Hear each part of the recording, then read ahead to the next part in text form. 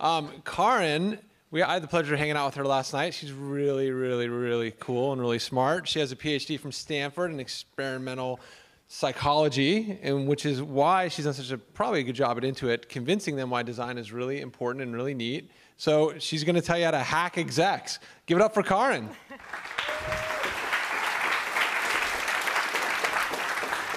All right, so I'm here to talk about a common problem that all of us as designers have faced at some point in time, which is how do we help to ensure that our execs are really behind us and supporting us in the right way? How do we strengthen our influence? I've been a design leader for about 15 years, and I've been an executive for about 10. And over that time, I've learned a lot. What learned a lot means is I've had the crap beaten out of myself on several occasions. I've got scars on my back, and I'm going to share some of those scars with you because each scar is an insight and also some ways that you can get around that problem so that all of you will become more effective in championing design. All right. So there isn't an exec out there, unless they've been living under a rock, that doesn't get that design is important. They know that it is how you increase your margins, it's how you increase your revenue, it's how you increase your user base.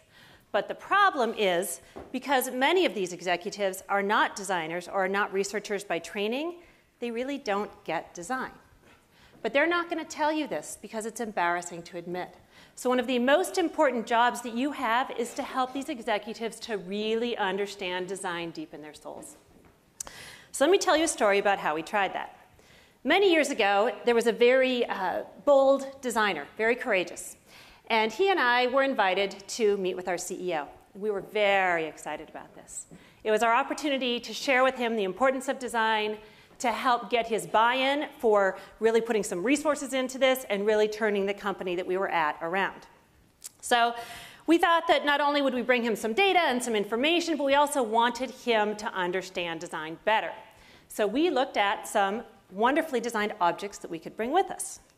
And one of those that we chose was the Alessi juicer, right? And many of you probably know about this and may even admire it. It has a point of view. It's reimagined, the typical orange juicer, and the details are finely honed. There is true craftsmanship in this. So we went into his office and we started to speak about design and the importance of it and why it mattered. About 5 minutes in, we shared with him the juicer, and his reaction was immediate. Yeah. Shortest meeting ever. Now, when he says, "Get this shit out of my office," I don't know if that was us, but we left along with the juicer. Right? It took us several weeks, maybe even months, before we had the courage to approach him again. Looking back on this in hindsight, it's because where he was very far from an Alessi juicer. That isn't something that he coveted. That isn't something that he thought we should be. He came very much from a process, packaging, a margins business, and that was simply too far afield. There's another design manager that I know, and he at the time was very focused on making sure that the executives that he worked with had the latest information about design.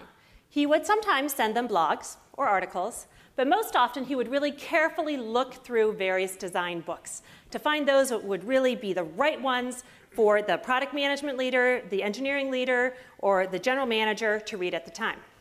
So when he gave him these books, they didn't necessarily have the reaction he hoped for. Okay. Two things to note in here.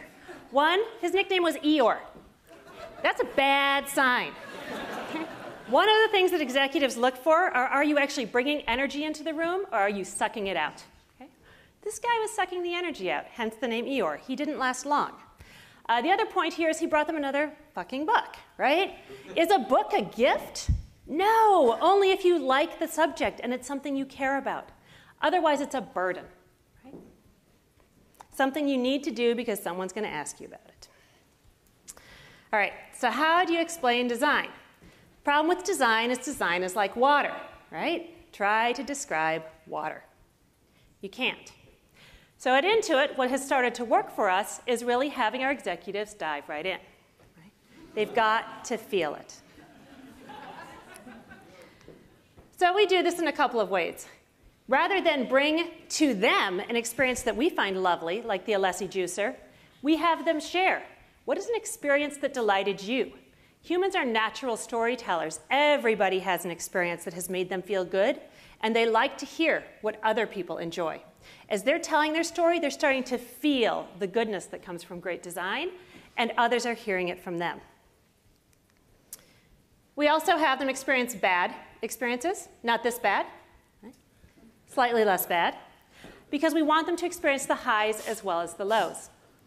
Just to make sure they're focused on emotion, occasionally we'll have them draw emotional journey maps, right? So that they're able to really focus on how are they feeling when they're running late, or when the freeway's a parking lot, you start to feel worse. When you get home, it feels better. Your kids start to fight, you feel worse. And finally, at the end, when you get your glass of wine or your gin and tonic, your feelings start to rise again, right? If you're not focusing on that motion, it's easy to pass it by. And many of the executives out there have won or gotten into the position they're in because they've been able to go through uncomfortable circumstances. All right. A couple of years ago, we were focusing on mobile and how do we get our executives to really understand mobile and the importance of great mobile design. We literally sent them on a scavenger hunt through Chinatown. They had to go to 4 or 5 different stops. They had to go to a geocache. They had to go to a fortune cookie shop. They had to actually use a Google Translator app or a less good translator app to say, hey, I want a fortune cookie. The guy would give them a fortune cookie. They'd break it open, and there would be some numbers. And those numbers were a clue, an important clue that got them to the next place on the scavenger hunt. Right? They might use a voice mark. If you guys are in San Francisco and you're really bored one day, just use voice mark and listen to all the crazy things people leave out in the air. It's amazing. But in the voice mark that we left, there was another clue. We made this into a game so that those execs that got to the scavenger hunt fastest were the ones who knew where dinner was. And the fine wine was poured early. Right? So not only did they get the delicious wine, they also had the satisfaction of seeing all those who were slower than they were come in. This helped them to start to have a conversation about the importance of mobile, what it could do, and also the good versus the bad experiences. All right. Once execs actually get why design is important at a visceral level, they're going to be much more ready to move on it. But the second thing they're not going to tell you is that they don't actually know what to do. They don't know how to support you. And again, this is not true in all cases, but this is true in probably about 95% of the cases. So your second job is to tell them what they need to do. Again, Ariely talked about this as well, but there's a huge gap between what we want and what we actually do. Right? That's true for all of us. And often it's because we don't know the specific parameters of what we need to do and how. Example of this is Design for Delight. Whoops. We launched a Design for Delight initiative back in 2007 at Intuit. Our goal was to get Design for Delight in our DNA. We wanted it so all teams were using deep customer empathy, going broad, many ideas before they narrowed, and rapidly experimenting on a regular basis, right? Day in and day out. After we launched our first year, absolutely nothing happened. And that's because there's a gap between what people want to do and what they actually do. It wasn't until we created the innovation catalysts, which are coaches to help people get through the gap between knowing and doing, that we managed to get a significant amount of traction. So your job is to give them a job. This is an example of what we tell our execs to do. We tell them that they are the guys in yellow, and their job is to coach the team of those 4 people or 5 people to stay true to their vision and principles. Their other job is to get rid of any barriers that that team faces, and their third job is to keep all those people that want to get their hands in and meddle out of the way. Okay? They've got a clear job. They're happy to do what they can to help, and in this way, they're valuable. The third thing to know about execs is that they really, really love measures. They may not tell you this explicitly, but this is how they are rewarded or not. They're uncomfortable typically with ambiguity. Measures make things more concrete, less ambiguous, and much more predictable. So, story here, for about a year, I was focusing on how can we at Intuit start to increase the number of designers that we have relative to our product managers and our engineers. Because if you don't have the right amount of talent, you're never going to get to great. So I'm pretty persistent, but I had conversations for about 9 months to a year, and nothing happened. So after a year, I went out and I started looking at what other companies do that I admire. And when I looked at what these other companies did and the specific ratios they had of product managers to designers, or developers to designers, it turns out that Intuit was out of whack. Once I shared this slide, the momentum that came around we need more designers was amazing. Right? I could have saved myself 9 months of work if I had just gotten this information sooner.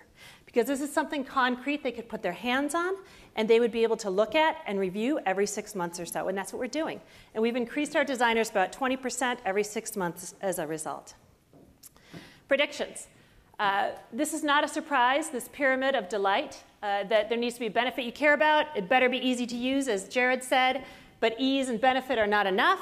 If you're not actually creating some positive emotions in your customers, you're not delighting them, and they're not telling their friends.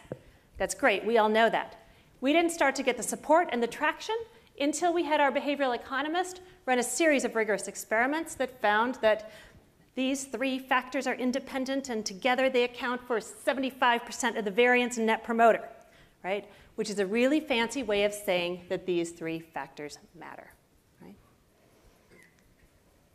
All right, so I'm going to make sure we're ending on time. Lessons learned. Create visceral experiences. If there's one thing you take away from today, it's create those experiences so people feel the importance of design in their soul. Because once you get their hearts, they're willing to do what they need to do. Second is make sure you're giving them a job. There's an old saying about like idle hands are the devil's work, right? If you don't tell them what to do to support you, they're going to try to support you in ways that may actually not help. And finally, lean into those numbers. So on my desk, I keep this juicer because it is such an important lesson for me, right? And it reminds me to make sure that as designers, as we're learning about emotion and how to design for that, we're ahead of many of the others in our organization. But if we're too far ahead, we're going to lose them completely. So it's a matter of connecting with them where they are. All right, and that's it.